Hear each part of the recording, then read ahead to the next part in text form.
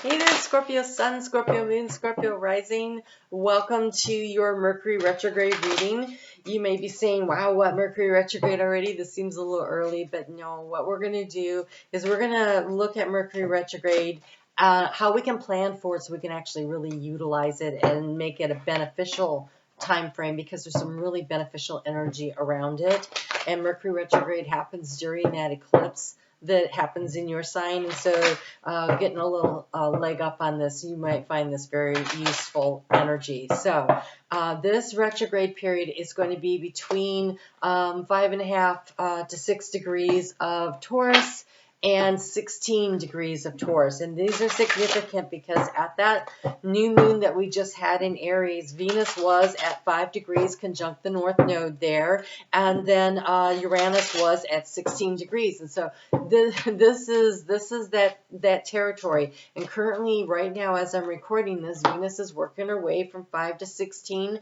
And so what do you feel right now? What is the thing that you most desire and you want to manifest? Because that 6-degree point of Taurus, because it was like 537 or something, so anything over 5.5, you go to the next one. It's the pink diamond. It's the pink diamond.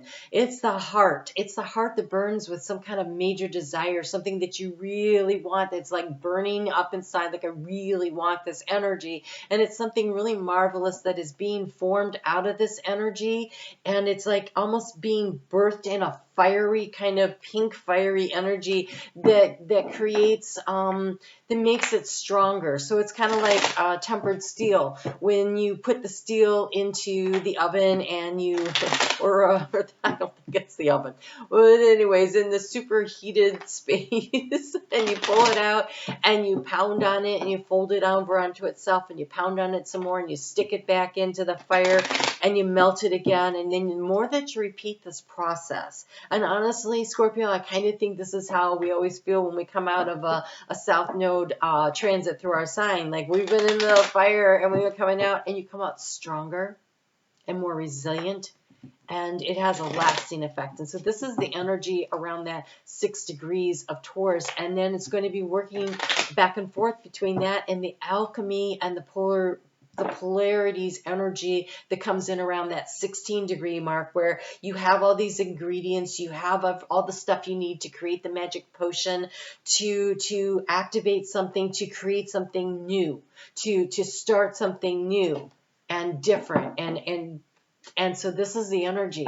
This is the energy that Mercury is working back and forth on. And so if we can select for ourselves what it is we want to work on prior to April 7th, when Mercury goes into shadow, then we can utilize this transit as an opportunity to make a plan, revise the plan, rework the plan, and have everything sitting nice and pretty when Mercury clears its shadow on June 6th and starts moving forward. And so I really can't encourage you enough to take advantage of this opportunity. So the actual retrograde period is from is from April 21st until May 14th, when it stations direct. And so right at the beginning of the Taurus season, and then almost till the end of Taurus, it is in retrograde. And so this is really an opportunity to dig in and make use of this, because on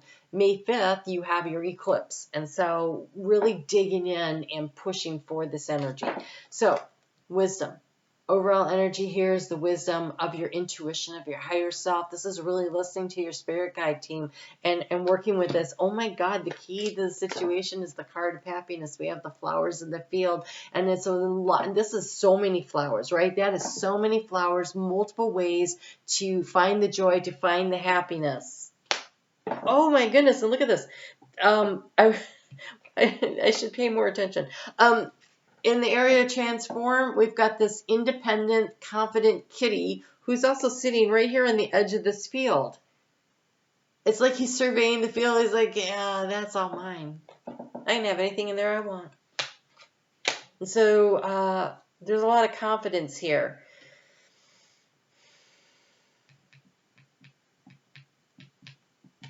This last eclipse is a big deal coming in the middle of this Mercury retrograde for you. Huge. Huge deal. It has not shown up in anybody else's reading. It has not made me think that it was a thing as like it does right here. Because in the area of what has been the mountain, what has been difficult to overcome, we've got the snake. Now this deck has two snakes, and one of them, he's shedding his skin, and in this one, he's not. In this one, it's the viper kind of attack energy. There's some kind of a transition, a transformation that's been really hard to make.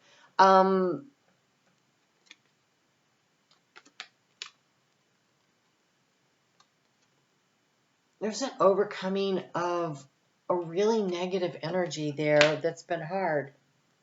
In the area, that's in the mountain, okay? In the area of the action to take, we have the mountain.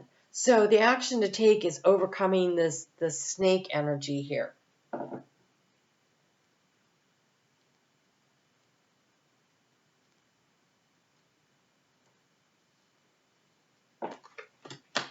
Almost feels, okay, every water sign got focus on your priorities. I wondered when Pisces got it after Cancer did, if that wasn't a water issue. It's a water issue. And so I think there's a real dispersion of, because it's an energy of choice and decision making or opposing this Taurus Mercury retrograde that's going to make you feel a little scattered. And so it is really necessary for you to focus in on your priorities. But what I wanted to see, it's your fears. It's your fear. This snake here, this is a fear that needs to be overcome because we have here unfounded fears focusing on worst case scenarios and allowing worry to grow out of proportion to the problem, which would make the worry feel like a mountain. And so overcoming some kind of a fear, some kind of a doubt, how do you transform the situation with your self-confidence, with your sense of independence, with you knowing you can do it? In the area of looking for information to come in, you have the clover, you have luck. So there's some kind of lucky information that comes to you, something that you happen into, you come across, something that you were lucky to get that information, whatever that was. Or is, we have this Mercury retrograde period coming up. So pay attention to where you get some kind of information. It could come from downloads and insights, and you may have some intuitive hit, like you suddenly know something that's really of value and helps you. All right, so focusing on the happiness, focus on your priorities. I'm going to read this to you because it's really powerful. Where you put your focus is where you receive your outcome. So if you're focusing on your worries, you're going to manifest them. So instead, it becomes really important to focus on the happiness, right? To have the confidence that you can create and manifest what it is that you're trying to create and manifest. Your priorities are calling you, which may produce a feeling of anxiety until you give them the time. Right? So here we come back to this. So your priorities are calling to you. And as I explained to the two water signs, that sometimes that can feel very overwhelming and exhausting. If you're feeling really tired every time you start thinking about all the things you have to do and all of a sudden you're exhausted, that means there's something on the list that you don't want to do, you don't want to face, you don't want to deal with. And so that needs to be the first thing you take off the list. You deal with that one first.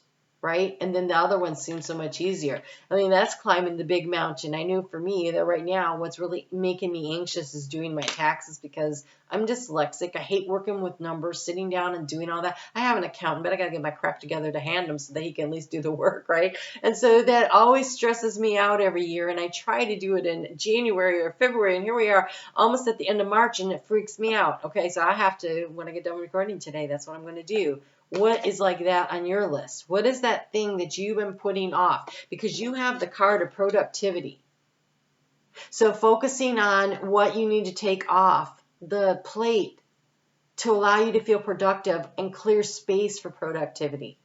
So this ability to really manifest, because where are you anchoring your energy? Into this harvest energy here of the garden, where there is plenty already there in that picnic. That is an abundant picnic, but look, the wheat field is ready for harvest. There's more than enough, and there's more on the way. And there's a real opportunity to be highly productive here. And finances seem to be an issue in your head right now that you're really concerned with. So what is draining your energy? There's this need to take action, to be large and in charge, to control and manifest. But in the heart space, what is being recommended is this feminine energy of receptivity. These two right here are actually a very dynamic couple. There are two males and females in here, and these two are coupled up, and the other ones are more of the worker ones. These are the ones that are around manifesting and knowing what they have and protecting it and guarding it. And I almost feel like you're trying to protect what you've already accumulated, and what they're asking you to do is be open to receiving more. There's more than enough, and there's more on the way. And so if you're hanging on so tight to what you already have, it's stressing you out, and it will in fact attract the energy of decrease. In the area of resources, you have two cards, and they're dynamically different. One of them is the energy of decrease, the mouse. They're slowly eating away. And the other one is the sun, shining and bringing in and drawing and attracting what you want. And it comes down to you and your thought process and how you look at this. And if you believe that you have more than enough and there's more in the way, and you focus on the happiness and you focus with confidence that you can manifest and create whatever you want, and that lucky information and guidance will come to you. And when you focus on the higher vibrational stuff, you bring in this attractive energy, this magnetic energy around your resources of the sun. If instead you focus on your fears and you allow them to become these major obstacles, then you're going to manifest the energy of the mice, depleting your resources. I have the Queen of Wands. The Queen of Wands says, believe in yourself. Believe in yourself. Wonderful people want to help you maintain a balance between work and home life. All work and no play isn't good for anybody. Be really productive when you're at work. This is that harvesting energy here with this pumpkin, right? This is grounded in going to work and doing the work. But then, allow time.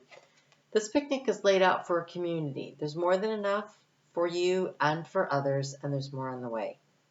That is a picnic that is designed to be shared. That is not a one-person meal. This is actually the card of the garden, which is about community. So there's a lot of abundance to be had for you and for others. And so this, instead of feeling like you got to protect everything, be open to receiving emotionally and financially.